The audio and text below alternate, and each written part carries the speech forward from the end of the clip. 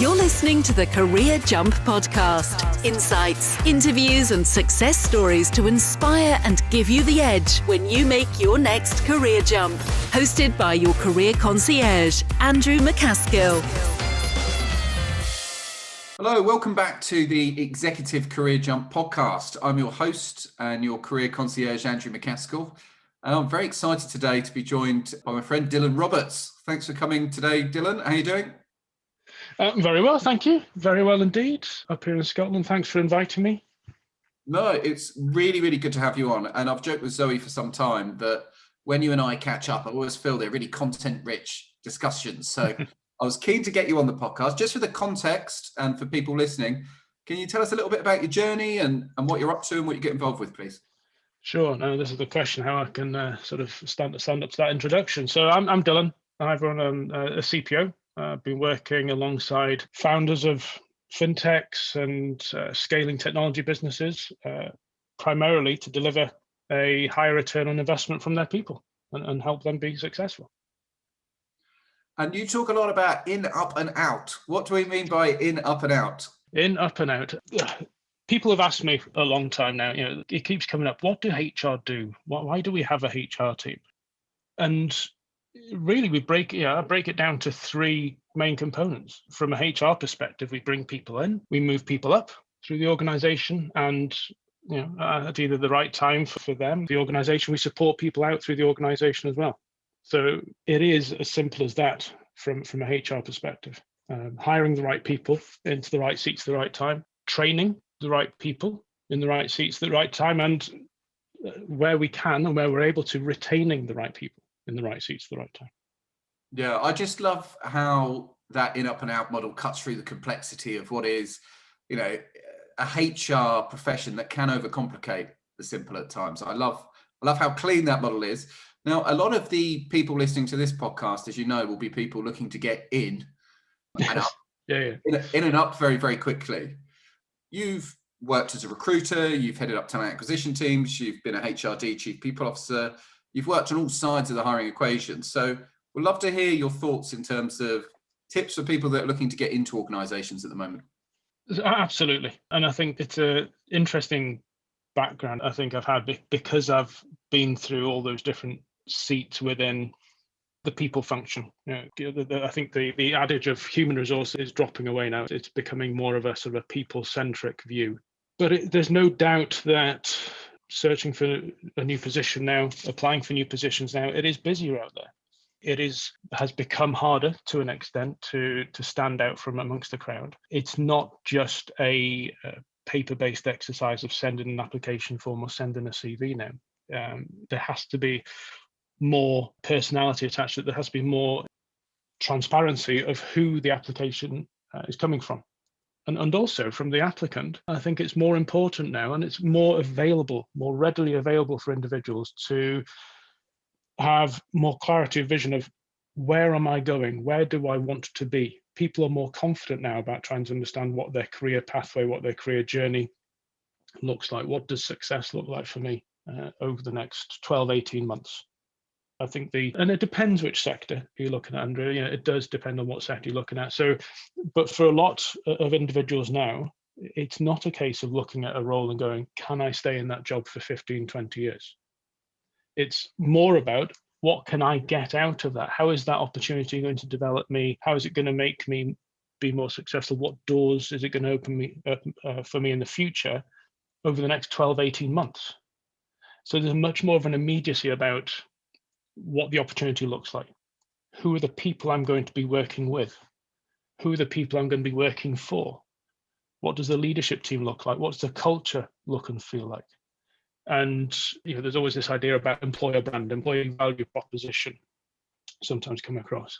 But the employer brand, the consumer brand, the external face of the organization should be and is in reality no different from what it looks and feels like on the inside working in the organization. So an organization that's working closely with its staff, working closely with its suppliers, looking after the environment, doing what we view as the right things, well, logically, they're going to be looking after their people in the best way, right?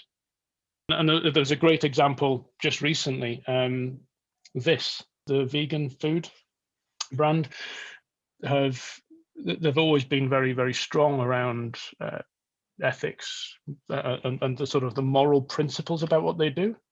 And just recently came out and said that they will be paying a base salary of, I think it's £35,000 per new employee for entry-level roles in London. Why? Because it's the right thing to do.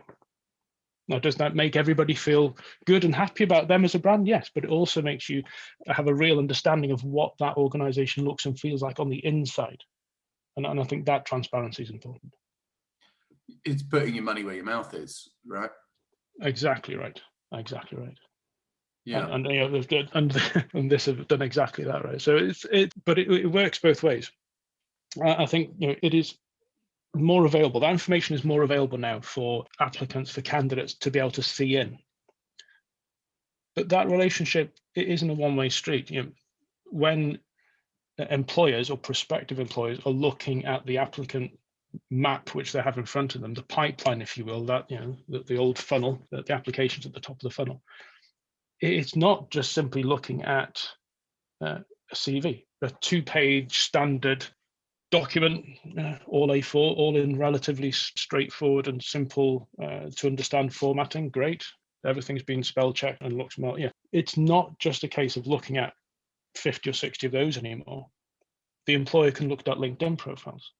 They can look at recommendations, referrals on the LinkedIn profile. They can see not just how you present yourself in your CV, in your resume, in your application form, but also how perhaps other people view you, your strengths, your weaknesses, your areas for development, where you've been great. And that gives a different dynamic. It gives a different flavor and experience to the hiring process from the employer's perspective. So you have to be mindful. How am I presenting myself in the fullness of the environment in which I'm operating? How do I guess, tick all the boxes to make sure that my personal branding and you and I mean, you saw Dal and others talk about this in great detail. How do I build the personal brand to sit to one side of my application? Because it's not just a one size fits all nowadays. When you're looking at it from a hiring perspective, from an employer's perspective, we're trying to help founders, company directors, find the people that are going to deliver them success. So if a company's coming to market for a new role, and for example, let's talk about an SME, scaling company, a company that's got a good growth profile. The founding members of those companies are probably still in place. They're probably still directors. Those are going to be the leadership team that you're going to be working for. But you have to remember the company grew from their ideas, their concepts, their belief in fixing something, building something, growing something new that didn't exist before. So they have to believe that you're going to build on their success. You have to present to them a vision of a even brighter future, that's going to either deliver them the outcome they want, the exit they want, or into new markets which haven't been tapped yet. So they have to believe two things. You're not going to mess it up, starter, but you're going to save them time and you're going to make it better. They're not going to get that from just a CV, from a 2-page standardized formatted thing.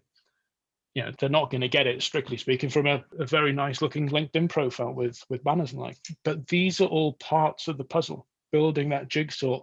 And what you're trying to do is make sure that you're front and center in the right position, that when the organization is looking at who to bring in to meet face to face or over Zoom or Teams at the moment, that you're front of that, you're at the front of that queue, you're at the top of that list. Because that's all the CV is, right? The CV is there to get you in front of people. And then it's the conversation, it's the dialogue, it's that relationship, it's the interpersonal aspect of it. That's the bit that gets you the job. Absolutely right. It's a far more holistic thought process rather than just typing up a CV now. What's interesting in terms of the LinkedIn thing, there was a couple of trends probably 5-6 years ago I spotted, which was absolutely backing up what you're saying. The first trend was I was putting lots of time and effort into my executive search shortlists and very proudly coming to meet Dylan and the founder to present our 5 or 6 candidates with all the psych testing, with all our headhunter notes, with some very nicely, quite often bound CV packs, right? CV packs. Yeah. very pretty CV packs that we're putting together. And the first thing that Dylan and the founder were doing was going, "Oh, what's their name?" and just typing them straight into LinkedIn. Yeah. And you go, well, yeah, I get that, because one, it's in the public domain, but two, for all the reasons you've just described, there's also a number of different data points on there that give you further insights over and above the headhunter notes and the CV. So that was kind of the first penny that started dropping for me, was the fact that our shortlists, whilst still well received, what we were delivering was not seen as the most important thing. Also, on the other side of the hiring equation, we started seeing the same happen then, maybe a little bit later, but certainly, a year or two later, on the candidate side, whereby we'd be trying to headhunt Dylan for a new HRD role, and I would phone you up and start telling you about it, and you would say, "Who's the founder?" And I would say, "Oh, it's Andrew MacAskill." And then I would hear the people we were headhunting typing in the founders' names to check them out, to decide whether or not it was worth dipping their toe in the water or going through with an application. So on both sides of that hiring equation, people were turning more and more to LinkedIn and to the digital channels to help with their decision making. That's a really interesting shift. And I think it's a great observation.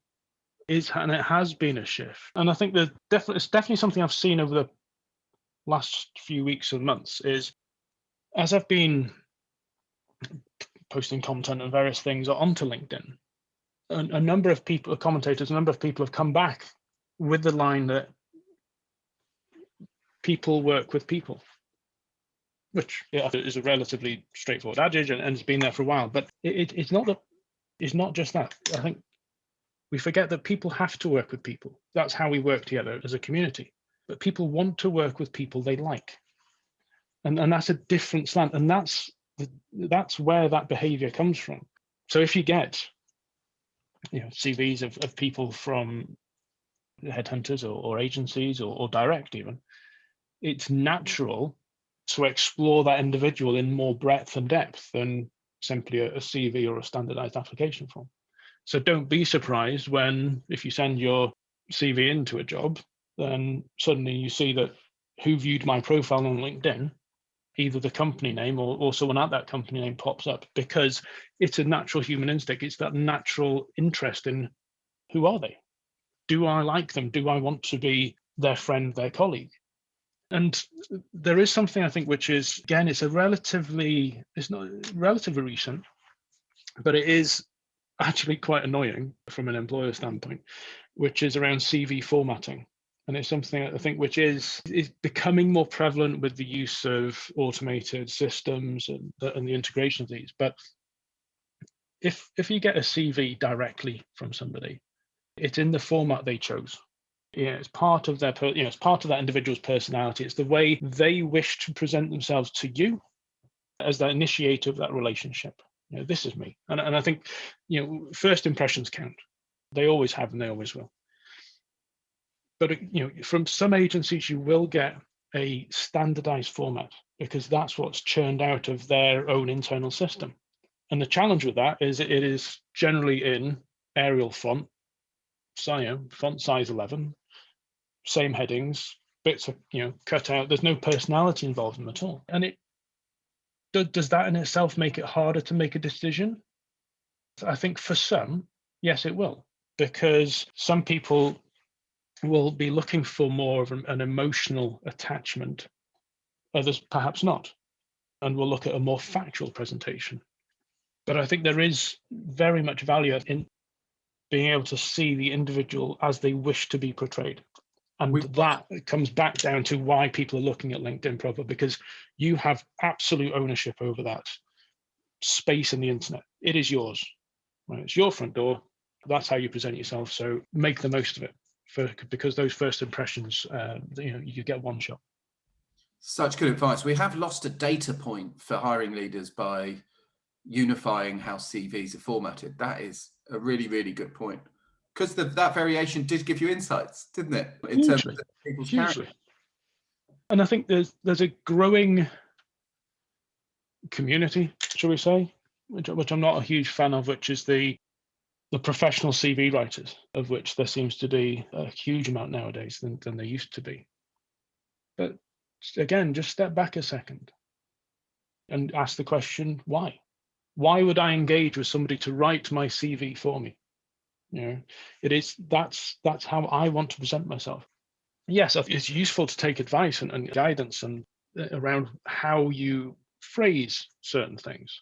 But in terms of the actual content that's there, it's about you, right? So it's like going into an interview. It's not a test. It's a conversation about you. Your CV is a presentation of you. So the expert in the room, you, have an opportunity to present yourself on paper and talk about you to the people that are going to employ you. So take the time to list out what you enjoy doing, what you've liked doing. I think occasionally from time to time, I think that getting that guidance and advice in is useful. But the professional CV writing aspect of it, I think, again, you're getting into that position of uniformity and getting perhaps lost amongst the crowd a bit. Easily done, for sure. You touched on interviews there. Other than a really nice point you made about it's a conversation about you, I think that's a really, again, I think what you've done there is cut through the complexity and got to the point, which is nice. What else would you have in terms of advice for people in terms of what good interviewing looks like? I was thinking about this yesterday, and you would be having this conversation today. And yesterday, I was my daughter trained for her clarinet exam, which she has in 3 weeks' time. And we had a very open, honest conversation around the fact that she's not quite ready yet. But I'm absolutely confident she will be ready in 3 weeks. So what's the difference that's going to take place between now and then? And it's practice, right? She knows the songs she needs to play, right? She knows where the fingers need to go on the instrument, but they're not quite moving quick enough. They're not quite fluent enough yet for her to get through the exam.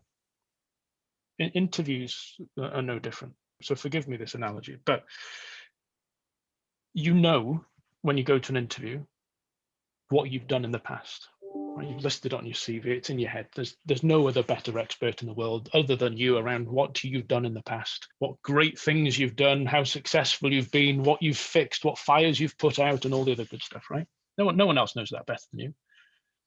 Are you ready to articulate it off the cuff without having the opportunity to practice it?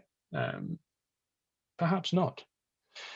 So if you go into that interview and you've not had the chance to sit down, talk it through with others around you, try different methods of answering the same question, try listing out the strengths, use whichever techniques you feel most appropriate about talking about what you've done and how you've been successful.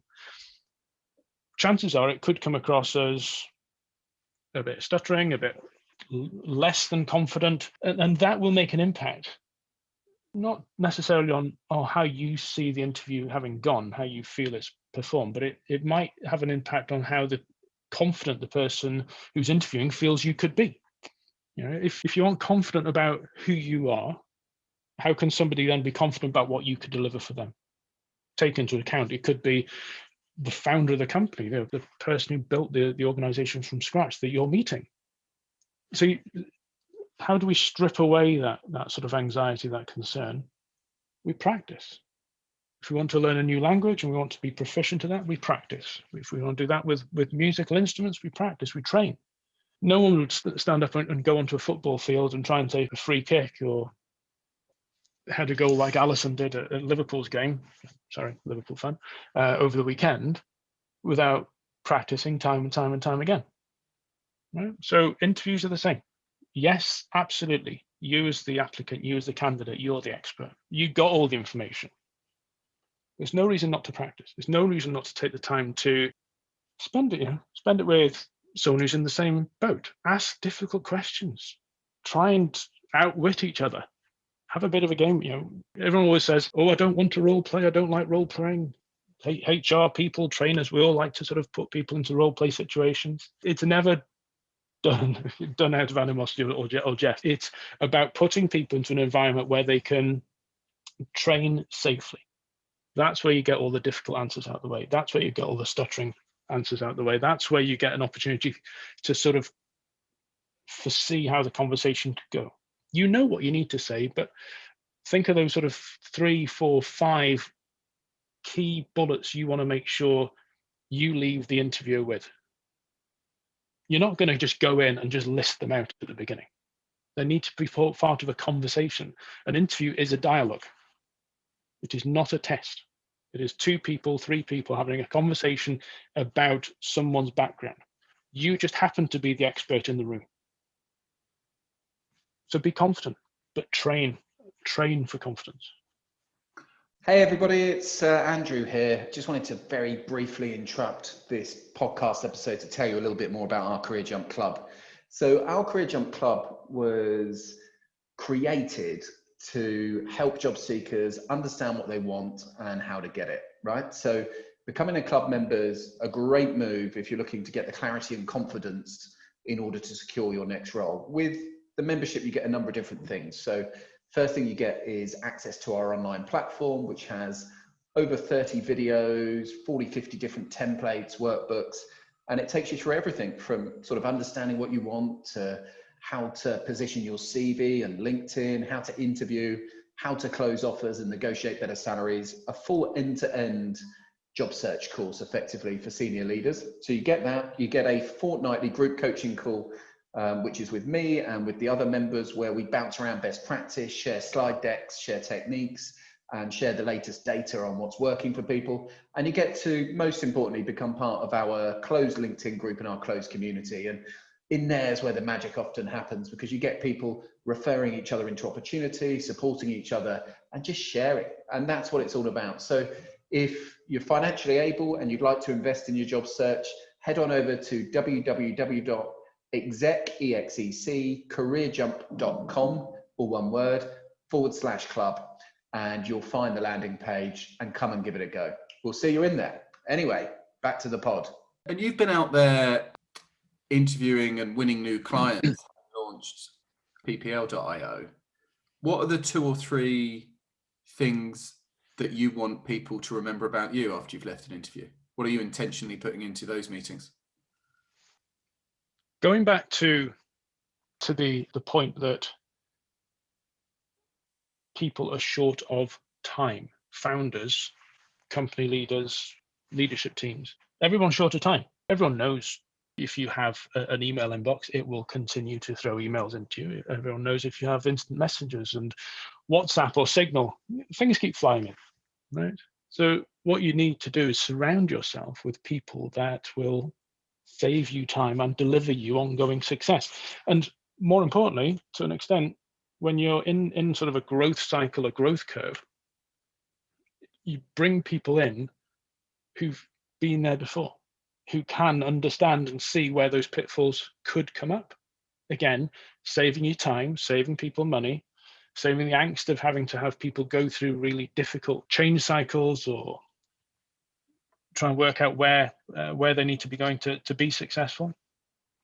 So when I go in to see prospective clients, I don't sit there just telling them how wonderful I am. Clearly, that is part of the conversation.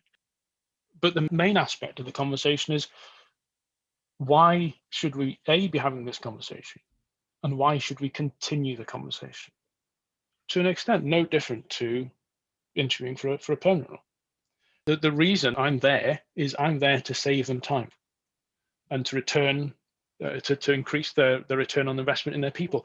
Their people, as others have said, I was listening to Caroline Foster's podcast with you yesterday as well. As others have said, that the greatest cost of any business is the people, is that cost line around employing people. So if that's going to be the largest outlay, you're sort of duty bound really to ensure that it's operating as efficiently as possible, so increasing the return on investment that you're putting into that cost line. So is that about training? Yes. Is it about ensuring the right culture's in place? Absolutely. The policy's there to look after people. I keep saying to people, people keep asking, well, what policies do we need? Well, really, not very many. Do you need a sickness policy? No. Well, we're in the UK. We know that sort of the statutory sick rules and the pay and the policies, they're pretty rubbish. So provided that employees and the people you work with know that if they get ill, you will look after them and they don't have to worry about their salary and all the ancillary bits around it. They have the time to go away and get better and get fit and come back. That's culture. It's that ability to know that you going into an environment, I'm going to work for you, I'm going to deliver for you success. And the switch around that is you're going to look after me. I sort of badge that as a workers' covenant. We all know the military covenant, right? And we will all know, I'm sure, someone or some people that have joined the military, and unfortunately, for some it doesn't end too well, and for that we're grateful for the service. But the important bit is they joined knowing that their families would be looked after regardless of whatever happened to them. Right? There's that intangible link. I'm going to give my time, my service, ultimately the greatest sacrifice. But for those people, their families, their spouses, their children are going to be looked after. Now, we're not putting ourselves at the same risk when we go and work for people, when we go and work in a job in a factory, in an office, right? Of course not. But the basic adage of that is still true. That when you work for someone, when you're putting your trust in someone else to be making the right decisions for your future, for your career, and you're going to put your time and effort into realizing that for them and for the greater organization, that switch, that covenant works for your favor as well.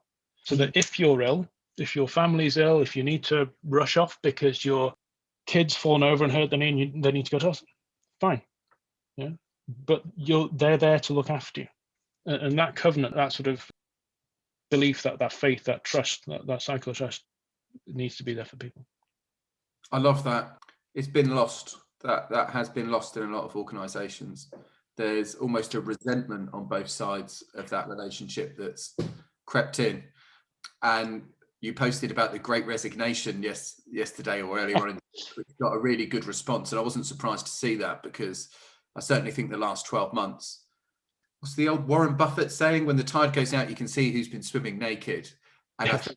I think that's the case financially, but also culturally. Some people have been caught out swimming naked during the last 12 months. And, people are going to vote with their feet. The other thing I wanted to just really hammer home to anyone who's listening to this, there was something really poignant that you said there, and it comes back to B2B marketing. So B2B marketing since day dot has been based around 3 core principles.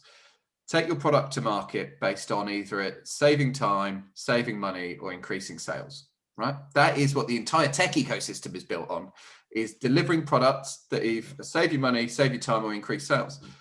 Now, actually, as a candidate, as a human selling to a company, you've got to basically fit into one of those boxes and build that into your narrative, whether that's your CV, your LinkedIn, how you're interviewing, because all of us do a job that does one of those 3 things, or all of those 3 things.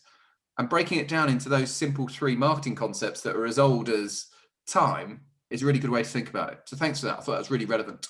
So this Great Resignation that we're predicting, which I think's been well documented, what do you think, and I kind of shudder at the phrase a little bit, but this new world of work, what are you thinking is going to come next in terms of our working lives and the key trends that we're going to see?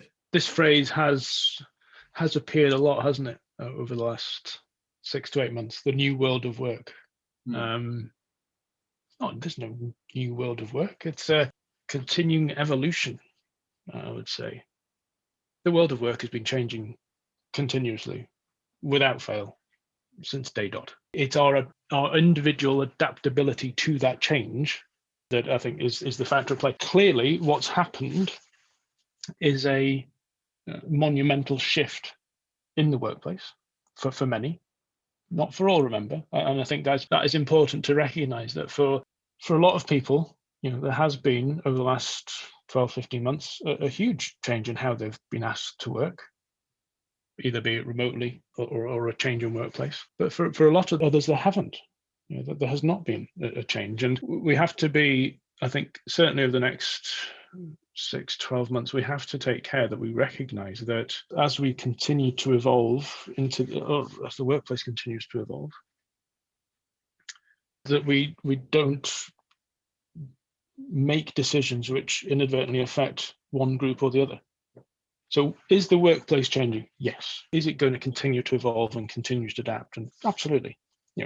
This has probably, I think, been more of a sort of a change that's been building over recent decades. The reason it's been able to change now is predominantly based on technology. So for those professions, those roles which have been able to work remotely, is it arguable that people are, to an extent, as productive? Are people as productive now working remotely as they were in the office? Very much so, right? And this sort of parlance of productivity over presenteeism, I think, is true. Do I need to be present to be productive? As in, do I need to be in the office to be seen to be doing a good job? Point there being seen to be doing a good job. So strip it back a second. Let's talk about that great resignation for piece for a minute. If people are sitting there working for managers, for leaders that believe in their heart of hearts that their teams need to be visible, they need to have line of sight over a desk to see the people sat down in the office, to have the belief that they are working effectively and producing good quality output to support their organization, I would argue that a lot of those people are going to be sitting there going, there could be a different way. There could be a better way. For a lot of people, actually being in the office is the better way, right? So if I was, as I was in London, sharing a house with another 3 guys, and we're all trying to fight over the coffee table about who got to put the laptop on it today, I want to be back in the office. But for others, it's less important because their life goals are different, or their opportunities are different, or the commute is longer, or they've got different ways of managing their workload.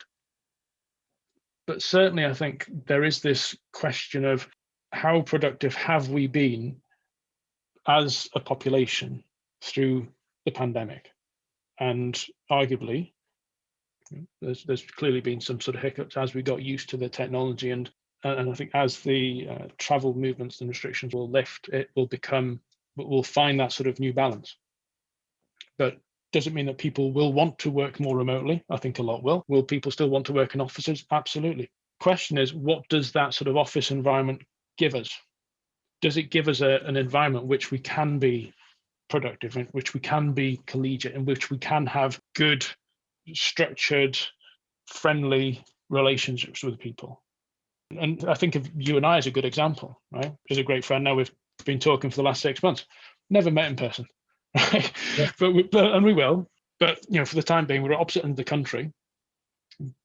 But that sort of works, and it works for a lot of people. But you can't get away from the fact that people want to work with people, and importantly, like I said earlier, people they like. And if you work with people you like, you want to meet them. You want to go out for drinks, and you want to do stuff. You want to go bowling and all this good stuff, right? We want to get back to that stuff. Why? Because it's fun. We just all miss a bit of that. But what that new environment looks like, I think to an extent, I'm a great believer under it, each to their own. Right? If you can find a way of making whichever mechanism work for you, then as an employer, it shouldn't matter if you're based in the office, based in a different country, based remotely. Provided that we're entering into that sort of agreement that this is what we need, you can save me time, you can deliver me success. The rest will work out as we go. I love that. And so where we're moving towards, what I'm hearing is a far more tailored experience based on the company goals and the need of the individual, rather than what has become quite cookie cutter approach that a lot of organizations have taken. It's that more tailored way that we work to deliver the most value for our employer. One thing about the first thing I always think about when I hear people going fully remote, my biggest concern for young people is that I know that the best and most valuable conversations I had early in my career with people who were looking out for me and were mentoring me were on the job coaching, like in real time, like someone grabbing me going, hey mate, I just saw how you approached that situation. Totally get where you're coming from, but next time try this, because just so you know, this is how that just landed. And having people around you to spot those opportunities was huge. You don't get that via Zoom. If they'd have caught up with me at the start of the day and the end of the day via Zoom, I wouldn't have even known there was an opportunity for growth in and I would have been able to ask them about it because I didn't know it. We all have blind spots, right? And on-the-job coaching is huge. I talk a lot with Neil Ewington, who runs the Early Career Academy, about this. How do we make sure young people get the on-the-job coaching? Because for me personally, like most people our age, we would say that was invaluable, right? Hugely so. And just as importantly, I think if we even strip it back even to before people even join an organization. So if you think how fast we've evolved this process of hiring people remotely, onboarding people remotely, employing people remotely, the removal, the completely, for some sectors and some roles, the stripping away of what we assumed was part of what was needed, or what we perhaps in our earlier careers, absolutely. For example, like on the job coaching, or just hearing some of the snippets of conversations over desks that would make you think, that's a different influencing style, or that's a different sort of type of conversation I could have, or that's who that lead person is talking to, or the manager's doing that. Having those sort of conversations and just picking up that chatter around the workplace, it is missed. But saying that, one of the challenges historically has been around ensuring, if you have a multi-site employer, ensuring that each site, each disparate team can work well with each other. And you don't have the sort of the them and us scenario just because the locational shift. Actually, some of the changes and some of the behavioral adaptations we've had to make over the last year may actually make some of those challenges that we historically faced easier to deal with, because people are now used to dealing with people remotely. And part of that will be making sure that people are communicated with well, understand what their objectives look like. What does success look like for you? The onboarding plan, it's not just a case of, right, here's a buddy, go and sit next to them. Here's more of a prescriptive training setup for understanding the product set. We're not going to work through this sort of program with you, which is tailored specifically to you, to your role. We have different checkpoints along the way. People are going to dial in and talk to you on a regular basis. It's a different setup. Now, as we move forward, why can that new sort of more developed, more mature onboarding process not sit comfortably with people when they're working in an office or remotely? As in, why should the experience be any different? But because that process has now evolved, and people are more familiar with working with people remotely, and I'd argue probably that a lot of people then find a hybrid model where they can work at home, they can work in the office, they can work with people in a coffee shop. So it doesn't matter where you are, it matters what you do. And I do sort of wonder, and this has been sort of a point of debate over the last sort of 6-12 months, is what does that mean for contracts of employment? What does that mean for that relationship between employers and employees in the future? Because actually, it doesn't matter if you do 40 hours a week or 35 hours a week. So it doesn't matter if you're working 9 a.m. to 5 p.m. Of course it doesn't. What matters is you deliver what you agreed to deliver by when, at the right quality, to the right people. So does that mean that as we continue to see how the workplace evolves, how the working relationship evolves, how employees, applicants, candidates, I would argue rightly, demand more of a say in how the relationship fit, and where I guess some people would call it sort of the balance of power, but really sort of there is more of a collegiate feel, more of a balanced approach to this. Is it that the contract needs to change? The type of engagement needs to change. It's not a time-based initiative. So back to my point about productivity and presenteeism. It's not about people being in the office for a certain number of hours every week. But is it about people agreeing to deliver what they've agreed to deliver at the right time? Yeah. Can they do that at 6 in the morning or 8 o'clock at night or 1 o'clock in the afternoon? If that fits in with their lifestyle and they want to go surfing at sunrise or cycling at sunset or go out for a walk with friends in the afternoon, all fine.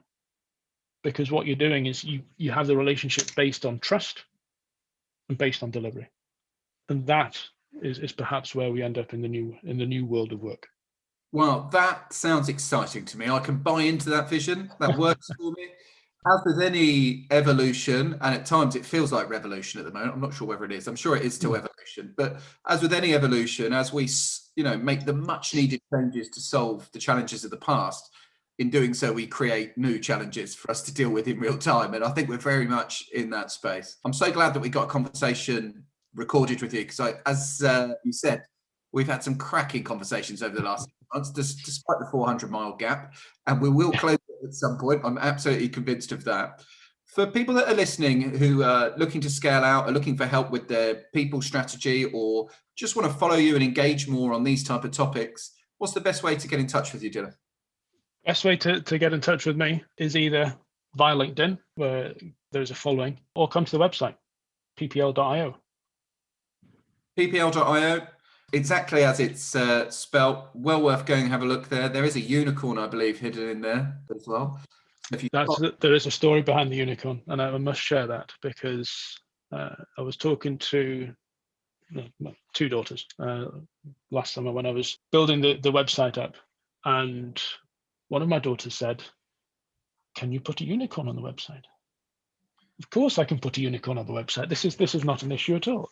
So there is a unicorn, a sparkly unicorn by request on the website. So if you can find it, it's there. I love it. And if you've got unicorn aspirations yourself, getting a return on investment in your people is the way to go. So I've been lucky to have a front row seat to see Dylan creating the business, winning the new clients, and just engaging in these type of conversations. So he's a top guy to follow. Make sure you reach out. And just on behalf of the community, thanks so much for spending the time with us today. It's been great. Thanks. Loved it. All the best. Catch up soon. You've been listening to the Career Jump podcast with Andrew MacAskill. For more resources and information, just head over to the Career Jump website at www.execcareerjump.com to supercharge your job search and start making moves. Let's get to work.